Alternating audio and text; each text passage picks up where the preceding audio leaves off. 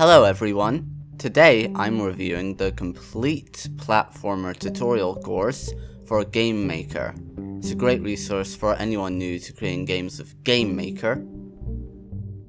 The instructor uses versions 2.0.6.96 to 2.1.5.246.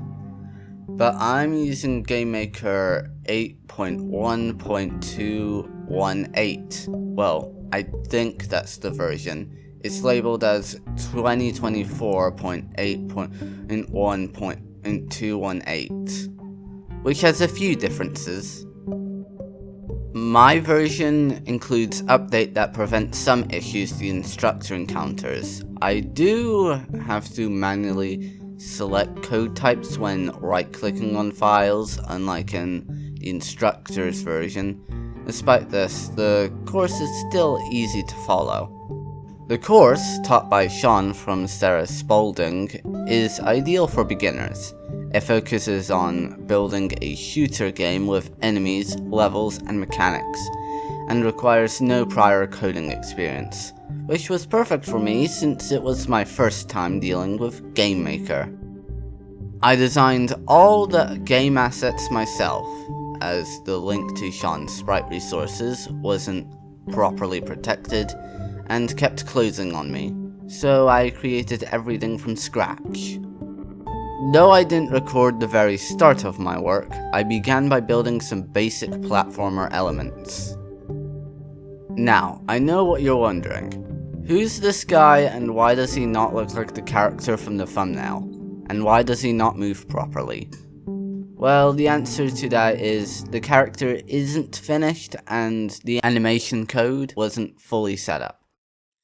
After some coding, I managed to animate the character. I also tried resizing the character as part of the testing, doubling his width and then tripling it. I returned him to normal but made him taller. He got stuck in the floor. The solution? Well, obviously it's to flip him upside down. Afterward, I got the character to turn properly when moving in the opposite direction. I went through several weapon redesigns, from a shotgun to a finger gun before settling on a pistol. Initially, I considered adding a hand gripping on it, but it didn't work out. I made the pistol follow the player's movement with a slight delay to add weight to it. I also created a bullet sprite, and with coding, added bullets to the game. In the course, the gun is supposed to flip based on direction, but I decided it'd be better if the gun flipped upside down when pointed backwards. For the enemies, I experimented with designs before landing on a hand-drawn pixel art style. I made the player look like a red version of these enemies, playing into the idea that the player might actually be evil. The player is also armless, as I didn't want to animate arms holding the gun. As for the enemies, shooting them doesn't kill them. They just turn into dead bodies with tiny hitboxes. Big difference. Next, I created a level that definitely isn't an exact copy of Sean's layout. The large map gave Sean the chance to teach me how to code a camera. After some coding and math, I ended up with a decent camera system. Initially, I tried using tile maps, but they caused issues with compiling and were difficult to edit. If anyone knows why tile maps currently prevent compiling for me, let me know. I ended up creating custom tiles that update based on nearby objects, ensuring that they connect seamlessly. This ended up with a lot of lag later on. For room transitions, I added a feature that lets the player switch between rooms with a smooth animation, but the progression is now conditional. You can only advance once all enemies are defeated.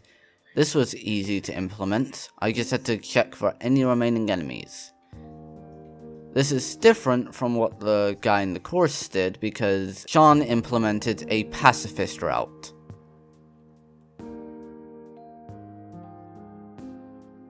I also added a screen shake effect for shooting and enemy kills, along with a scrolling background to create depth. For the menu, Sean explained how to make the continue button functional by storing save data in a text file. While it isn't secure, it works for a basic game. For audio, I used BFXR to create retro style sound effects.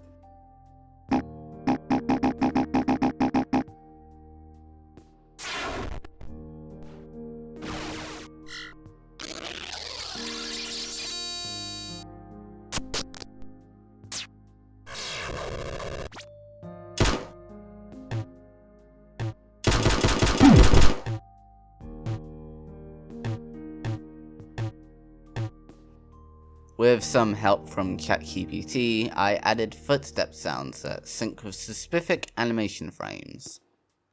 This is for some reason harder than it sounds. Sean pointed out that the enemies don't hurt the player, so I made them lethal on contact, despite the fact that they're not attacking. Maybe they have a contagious disease. Then I added signs, but instead of Sean's version, I used a wall with a sticky note. The yellowish color contrasts with the black and white world, which was a deliberate choice. I set the letter speed to a fixed value, like 0.5, 0.25, or 0.1, which was based on an imaginary variable that would increase to 1. For instance, with a speed of 0.5, the imaginary variable would increment by 0.5 until it reaches 1. And with a speed of 0.25, it would increment by 0.25 until it reaches 1. In this way, the letter speed is set to a value that, if an imaginary variable starts at 0, it would eventually add up to 1. In the step event, I checked if the number of displayed letters matched the text length. If it does, I made it play a sound stored in text_sound, which allows different sounds for different types of text.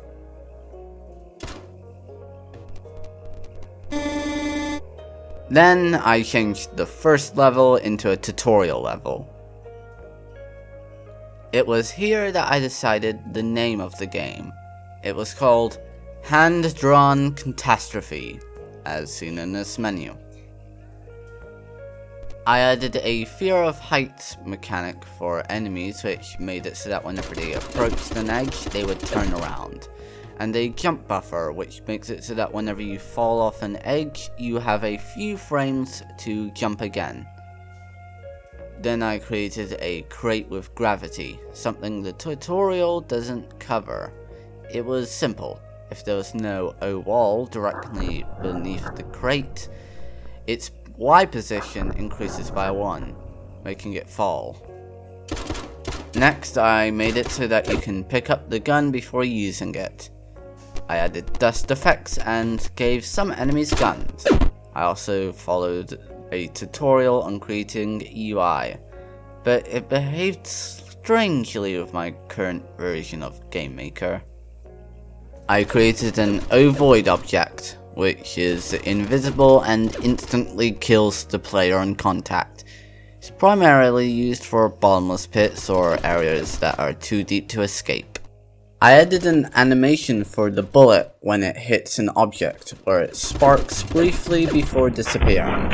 I encountered a video I didn't really need to follow because all the full screen bugs are fixed in my version, along with encountering a new bug where after entering full screen mode, GameMaker thinks my cursor is higher than it actually is. This is fixable by just closing and then reopening GameMaker, but it's still annoying. Then, Sean added a kill count, but my game requires you to eliminate all enemies to pass a level. I modified it to display how many enemies you've defeated out of the total number of enemies in the level. I also added a life count that if you lose all lives, you go to the last 5th plus 1 room. If you lose all lives in the tutorial room, the game will crash. Although, if you lose all 3 lives in the tutorial room, you kinda deserve a crash. I also added an enemy that's afraid of the player. This wasn't part of the course, but it was simple to implement. I copied the existing code, changed the sprites, and modified the behavior so it only moves when the player gets too close. And it moves away from the player, and then just like that, I had a scared enemy. I then created a few levels. It took quite a bit of time, but I've condensed it into this sped up montage. I'm talking now just so that you can see more of the work I put into it. The cave level was a bit laggy due to the number of ground objects, but I managed to finish it. I think that's enough of the level making for now. Also, I made music. Don't judge me, this is my first real music I created by myself.